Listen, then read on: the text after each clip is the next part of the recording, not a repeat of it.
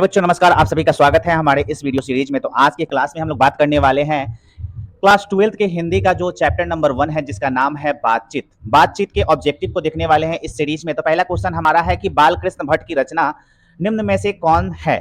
इसका आंसर क्या हो जाएगा? तो इसका आंसर हो जाएगा ऑप्शन नंबर ए। इसके बाद अगर हम आगे चले तो हमारा जो दूसरा क्वेश्चन है वो है बातचीत के जरिए भाप बनकर क्या बाहर निकल जाता है। बातचीत के जरिए भाप बनकर देखिए मवाद या धुआं जो है वो बातचीत के जरिए भाप बनकर उड़ जाता है। मान लेते हैं। तो अगला जो तीसरा क्वेश्चन है वो है बाल कृष्ण भट्ट की माता का क्या नाम है।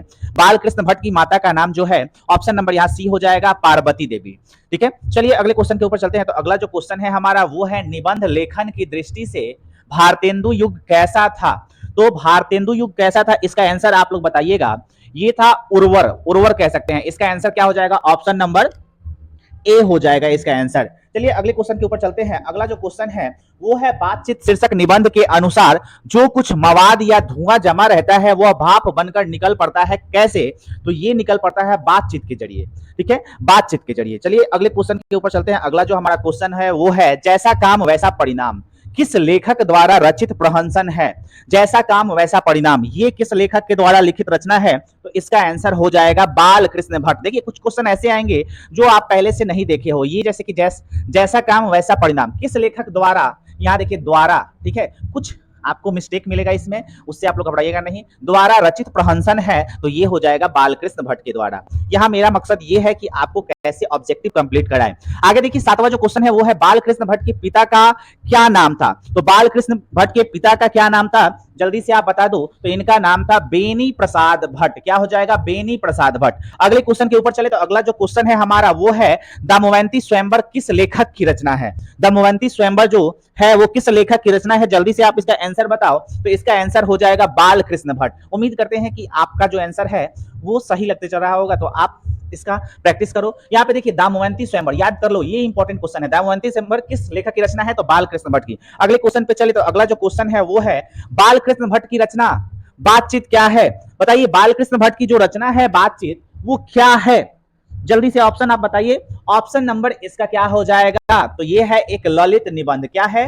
ललित निबंध। तो 9 नंबर का आंसर हो जाएगा ऑप्शन नंबर डी। अगले क्वेश्चन के ऊपर चले तो अगला जो क्वेश्चन है हमारा वो है बाल कृष्ण भट्ट किस युग के निबंधकार थे। बाल कृष्ण भट्ट किस युग के निबंधकार थे? तो इसका जो सही जवाब हो जाएगा वो हो जाएगा ऑप्शन नंबर बी, भारतेंदु युग के। बाल कृष्ण भट्ट किस युग के निबंधकार थे? तो भारतेंदु युग। अगले क्वेश्चन पे चले तो अगला जो हमारा क्वेश्चन है वो है मनुष्य की बातचीत का उत्तम तरीका क्या है। मनुष्य की बातचीत का उत्तम तरीका जो है वो अवाक होकर अपने से बातचीत करना। अगर मान लो कि कोई काम है, अगर 10 लोगों से आप पूछ रहे हो कि करे या ना करे, करे या ना करे, लेकिन एक बार आप शांति से बैठकर खुद से अपने अंतरात्मा से पूछो कि क्या हम जो कर रहे हैं वो सही है या गलत है। यानी कि खुद से बात करना, अंतरात्मा से अगर जो इंसान बात करने लगा तो वही उसका जो अंतरात्मा है जो गवाही देगा कि हाँ ये अच्छा काम है या ये गलत काम है। ये है मनुष्य के बातचीत करने का उत्तम तरीका। अगले क्वेश्चन पे चले तो अगला जो क्वेश्चन है वो है संवाद में सबसे महत्वपूर्ण क्या होता है। जो संवाद होता है उसमें सबसे महत्वपूर्ण क्या होता है? तो इसका आंसर हो जाएगा आत्मीयता। संवाद में जो है वो आत्मीयता सबसे महत्वपूर्ण है। ठीक है, अगले क्वेश्चन पे चले तो अगला जो हमारा क्वेश्चन है वो है बाल कृष्ण भट्ट का जन्म हुआ था, कहां हुआ था, सॉरी कब हुआ था। इसका आंसर आप लोग बताइएगा। इसका जो आंसर हो जाएगा वो हो जाएगा 23 जून 1844 को। कब हुआ था? 23 जून 1844 को। चलिए अगले क्वेश्चन के ऊपर चलते हैं। तो अगला जो हमारा क्वेश्चन है वो है संयोगिता स्वयंवर। जो संयोगिता स्वयंवर है वो किनकी रचना है। संयोगिता स्वयंवर किनकी रचना है? तो ये हो जाएगा श्रीनिवास दास जी की। ठीक है, ऑप्शन नंबर सी हो जाएगा। अगले क्वेश्चन पे चले तो अगला जो हमारा क्वेश्चन है वो है बातचीत शीर्षक निबंध के अनुसार रस का समुद्र किनकी बातचीत में उमड़ चला आता है।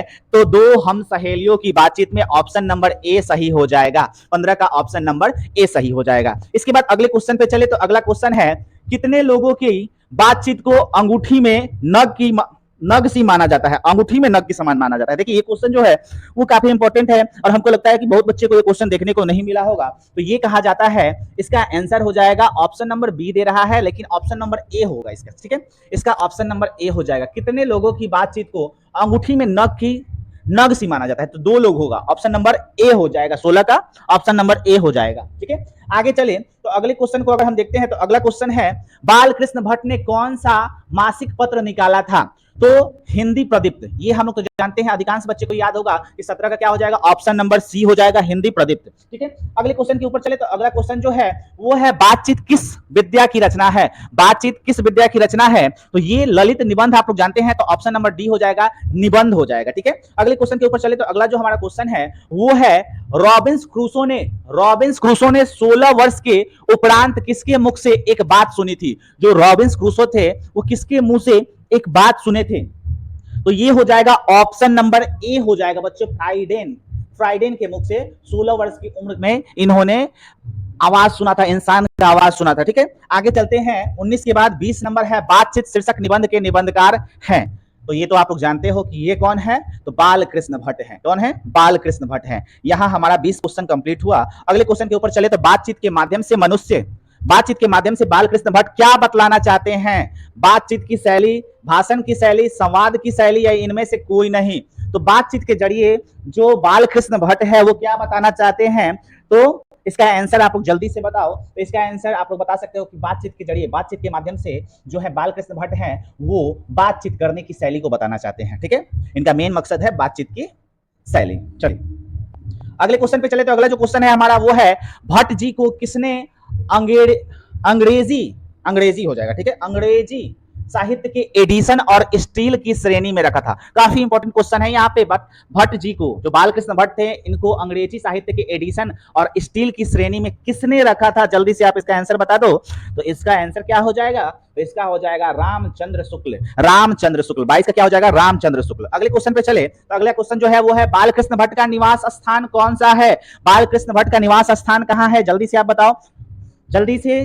तो ये कहाँ है, इलाहाबाद, उत्तर प्रदेश। अगले क्वेश्चन पे चले तो अगला जो हो जाएगा भट्ट निबंधमाला कितने खंडों में प्रकाशित है। जो भट्ट निबंधमाला है वो कितने खंडों में है ये बताना है। तो इसका आंसर हो जाएगा ऑप्शन नंबर सी, 2 खंडों में।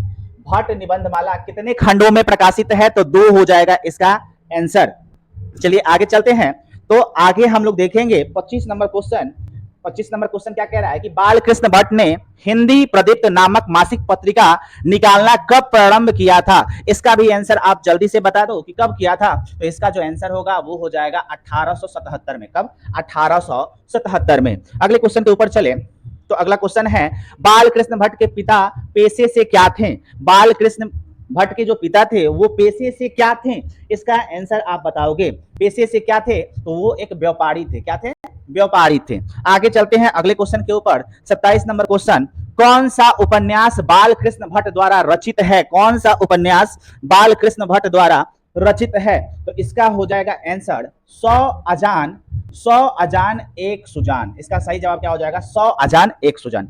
अगले क्वेश्चन के ऊपर चले तो अगला जो क्वेश्चन है वो है नाटक के प्रारंभ में होने वाले मंगल पाठ को क्या कहा जाता है। तो नाटक के प्रारंभ में होने वाले मंगल पाठ को क्या कहा जाता है, तो इसे कहा जाता है नादी पाठ हो जाएगा, नादी पाठ। चलिए ऑप्शन नंबर नंदी पाठ लिखा हुआ है लेकिन नादी पाठ होगा। ठीक है, नंदी पाठ। एक बार आप लोग बच्चों देख लीजिएगा, इसका आंसर नादी पाठ ही होता है मेरे ख्याल से। चलिए अगले क्वेश्चन के ऊपर चले तो अगला जो क्वेश्चन है वो है रॉबिन्स क्रूसो को कब तक मनुष्य का मुख देखने को नहीं मिला था। तो ये हो जाएगा ऑप्शन नंबर सी, 16 वर्ष तक। कब तक नहीं देखने को मिला था, तो 16 वर्ष तक देखने को इनको नहीं मिला था मनुष्य का मुख। ठीक है, चलिए अगले क्वेश्चन पे चलते हैं तो अगला जो क्वेश्चन है, बोलने से ही मनुष्य के रूप का साक्षात्कार होता है, यह किसने कहा था। तो यह कहा था बेन जॉनसन ने। और एडिसन ने क्या कहा था, तो एडिसन ने, देखिए नीचे हम लोग बात करेंगे एडिसन क्या कहा था, तो यहाँ पे आंसर हो जाएगा क्या, बेन जॉनसन। और एडिसन का क्या मत था ये जल्दी से बता दो। तो असल बातचीत सिर्फ 2 व्यक्तियों में हो सकती है, यह किसका मत है, तो यह है एडिसन से मान लीजिएगा ऐड, जोड़, 2 लोगों को जोड़। तो इनका क्या कहना था कि असल बातचीत 2 व्यक्तियों में हो सकती है, ये कथन था एडिसन का। और बोलने से ही मनुष्य का साक्षात्कार होता है, ये कहना था बेन जॉनसन का। तो 31 का जो सही आंसर है वो हो जाएगा Edison, A, option number A. चलिए अगले क्वेश्चन के ऊपर चलते हैं। तो अगला जो क्वेश्चन है हमारा वो है एडिसन के अनुसार असल बातचीत कितने लोगों के बीच हो सकती है? तो कितने लोगों के बीच हो सकती है? तो 2 व्यक्तियों के बीच हो सकती है, ऑप्शन नंबर ए हो जाएगा। इसके बाद अगले क्वेश्चन के ऊपर चलते हैं। तो अगला जो क्वेश्चन है हमारा वो है बातचीत से मन किस प्रकार का हो जाता है? तो बातचीत जो है, बातचीत के जरिए मन हल्का हो जाता है और स्वच्छ हो जाता है, हल्का और स्वच्छ हो जाता है। अगले क्वेश्चन के ऊपर चलते हैं। अगला जो क्वेश्चन है हमारा, किसके ना होने से सृष्टि गूंगी प्रतीत होती है? तो वाक्य शक्ति, वाक्य शक्ति के ना होने से सृष्टि जो है वो गूंगी प्रतीत होगी। अगले क्वेश्चन के ऊपर चलते हैं। तो अगला क्वेश्चन है आर्ट ऑफ कन्वर्सेशन कहाँ के लोगों में सर्वाधिक प्रचलित है? तो ये हो जाएगा यूरोप के लोगों में, जो आर्ट ऑफ कन्वर्सेशन यानी कि बोलने की शैली जो है वो यहाँ के लोगों में सर्वाधिक प्रचलित होती है। अगले क्वेश्चन में चले। तो अगला जो क्वेश्चन है हमारा वो है बालकृष्ण भट्ट किस काल के रचनाकार हैं? तो बालकृष्ण भट्ट जो है वो किस काल के रचनाकार हैं? इसका आंसर तो आप लोग बता दोगे। इसका आंसर आप लोग जल्दी से कमेंट करके बताओ कि बालकृष्ण भट्ट हैं वो किस काल के? तो ये थे आधुनिक काल के, ऑप्शन नंबर डी हो जाएगा। ऑप्शन नंबर क्या होगा? डी हो जाएगा। और लास्ट हमारा जो ऑब्जेक्टिव का क्वेश्चन है वो है 100 अजान एक सुजान नामक उपन्यास के उपन्यासकार कौन है? तो इसके उपन्यासकार कौन है? तो 37 का आप बताओ क्या हो जाएगा। तो इसका हमने ऊपर ही बताया था कि बालकृष्ण भट्ट ने 100 अजान एक सुजान नामक उपन्यास को लिखा था। तो इसका आंसर क्या होगा? Option number C. उम्मीद करते हैं कि ये जो ऑब्जेक्टिव का सीरीज है वो आपको पसंद आया होगा। इसके बाद हम लोग और इस चैप्टर के क्वेश्चन आंसर को इसी चैनल पे लाएंगे। तो हमारे साथ जुड़ने के लिए और इस वीडियो को देखने के लिए बहुत बहुत धन्यवाद।